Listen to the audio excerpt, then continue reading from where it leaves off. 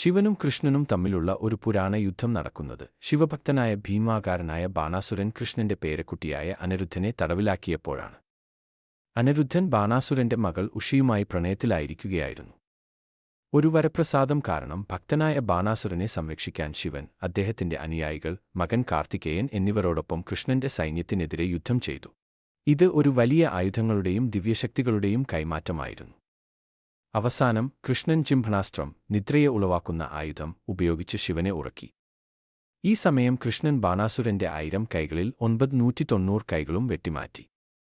എന്നാൽ ശിവൻ ഉണർന്ന് പ്രഹ്ലാദന്റെ പിന്തുടർച്ചക്കാർ ആരെയും കൊല്ലരുതെന്ന തന്റെ വാക്ക് ഓർമ്മിപ്പിച്ചതുകൊണ്ട് കൃഷ്ണൻ ബാണാസുരനെ ജീവനോടെ വെച്ചു. ഈ യുദ്ധം ബാണാസുരന്റെ അഹങ്കാരം കുറയ്ക്കാനും ധർമ്മം നിലനിർത്താനും വേണ്ടി നടന്ന ഒരു ദിവ്യനാടകം ആയിരുന്നു. യുദ്ധം അവസാനിച്ചത് ശിവനും കൃഷ്ണനും ആലിംഗനം ചെയ്തും ഉഷയും അനിരുദ്ധനും വിവാഹിതരായതുമാണ്.